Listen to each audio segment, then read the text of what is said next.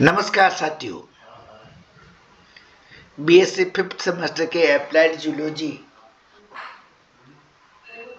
के अंतर्गत unit wise short answer questions के प्रैक्टिस के अंतर्गत हमारे पास क्वेश्चन है, कीटों के सिर की संरचना कैसी होती है। कीटों का सिर शरीर का सबसे महत्वपूर्ण अंग है। इसमें संवेदी और खाने के अंग होते हैं। इनमें उपयुक्त आंखें और साधारण आंखें होती है जो दृष्टि प्रदान करती है। श्रृंगिका गंध और स्पर्श और स्वाद का पता लगाती है। मुखांग चबाने, चूसने या भेदने चूसने भोजन के लिए अनुकूलित होते हैं। सिर में मस्तिष्क भी होता है जो तंत्रिका तंत्र को नियंत्रित करता है। यह संरचना कीटों के पर्यावरणीय अनुकूलन में महत्वपूर्ण भाग लेती है। कीटों के वक्ष की क्या भूमिका है। कीटों का वक्ष 3 खंडों प्रोथोरैक्स, मेसोथोरैक्स और मेटाथोरैक्स से बना होता है। ये गति के लिए महत्वपूर्ण होते हैं। इसमें 3 जोड़ी पैर और प्राय 2 जोड़ी पंख पाए जाते हैं। प्रत्येक पंख में 1 जोड़ी पैर होते हैं। प्रत्येक खंड में 1 जोड़ी पैर होते हैं जो चलने, कूदने या पकड़ने के लिए अनुकूलित होते हैं। पंख उड़ान और संतुलन में सहायक होते हैं। वक्ष की मांसपेशियों को गति प्रदान करते हैं और कीटों की उत्तरजीविता और पर्यावरणीय अनुकूलन में महत्वपूर्ण होते हैं। कीटों के उदर की संरचना कैसी होती है। कीटों का उदर शरीर का तीसरा खंड है। इसमें 6 से 11 खंड होते हैं। पाचन, श्वसन, उत्सर्जन और प्रजनन के अंग उदर में समाहित होते हैं। उदर में स्पाइरिकल होते हैं जो श्वसन के लिए हवा को अंदर लेते हैं। प्रजनन अंग होते हैं जिसे ओवोपोजिटर होते हैं जो माता कीटों में अंडे देने के लिए होते हैं। और उदर का बाह्य कंकाल लचीला होता है जो गति और विस्तार में सहायक होता है। ये खंड कीटों के उपाप चयन और प्रजनन में महत्वपूर्ण है। कीटों की श्वसन प्रणाली कैसी होती है। कीटों की श्वसन प्रणाली में ट्रेकियल सिस्टम पाया जाता है। इसमें स्पाइरेकल्स होते हैं जो उदर और वक्ष के छिद्र कहलाते हैं।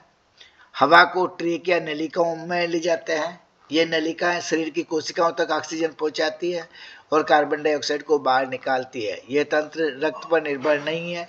यह कीटों को कुशल श्वसन प्रदान करता है और कुछ कीटों में जैसे कि ड्रैगन फ्लाई यह तंत्र अत्यधिक विकसित होता है जो तेज उड़ान में सहायक होता है। रोगवाहक की अवधारणा क्या है। वेक्टर की रोगवाहक वेक्टर से जीव जो रोगजनक सूक्ष्म जीवों, वायरस, बैक्टीरिया, परजीवी को एक पोषक से दूसरे पोषक में संचरित करते हैं। कीट जैसे मच्छर, मक्खियां, पिस्सू प्रमुख रोगवाहक है। वेक्टर 2 प्रकार के होते हैं। यांत्रिक वेक्टर जो रोगजनक को बिना विकास के ले जाना और जैविक जो रोगजनक का विकास वेक्टर में होता है। वेक्टर रोग प्रसार में महत्वपूर्ण होता है। ये मच्छर, मलेरिया और डेंगू को फैलाते हैं। यांत्रिक वेक्टर क्या होता है। यांत्रिक वेक्टर वह जीव होता है जो रोगजनक सूक्ष्म जीवों को अपने शरीर की सतह, अंगों में ले जाता है बिना उसके विकास के। उदाहरण के लिए ग्रिल, मुक्की, मस्का डोमेस्टिका अपने पैरों और मुखांगों पर बैक्टीरिया जैसे कि साल्मोनेला को भोजन से या पानी तक ले जाती है जिससे हैजा या टाइफाइड फैलता है। यांत्रिक वेक्टर में रोगजनक का जीवन चक्र पूरा नहीं होता है। ये रोग प्रसार में महत्वपूर्ण है लेकिन जैविक वेक्टर की तुलना में कम जटिल है। जैविक वेक्टर की क्या विशेषता है। जैविक वेक्टर वह जीव है जिसमें रोगजनक सूक्ष्म जीव का विकास या प्रजनन होता है और फिर वह उसे पोषक में संचित करता है। उदाहरण के लिए मादा एनोफिलीज मच्छर प्लाज्मोडियम परजीवी का जैविक वेक्टर है जिसमें परजीवी यौन प्रजनन करता है।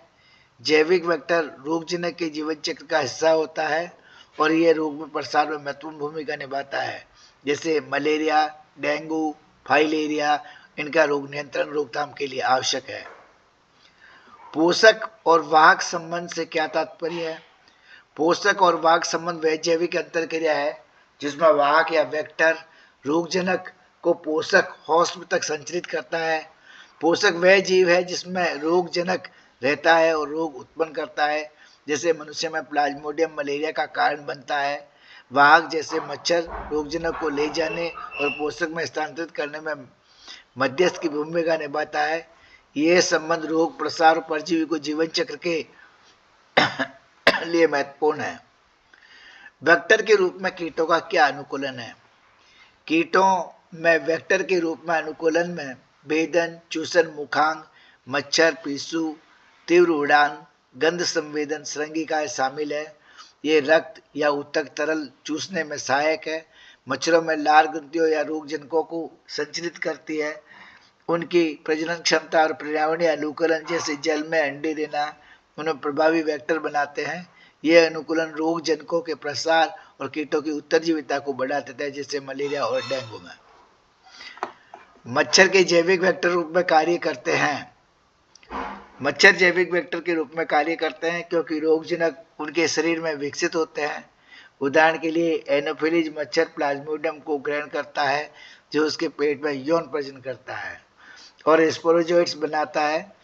ये स्पोरोजोइट्स लाल ग्रंथियों में जमा होते हैं और काटने पर मनुष्य में संचरित होते हैं। इसी तरह एडिस मच्छर डेंगू वायरस को संचरित करता है। मच्छरों में यह भी जैविक चक्र रोग प्रसार में महत्वपूर्ण भूमिका निभाता है। जय हिंद, जय भारत। आज के इतने ही वीडियो, आगे की श्रृंखला में नेक्स्ट में देखेंगे। धन्यवाद। जय हिंद, जय भारत।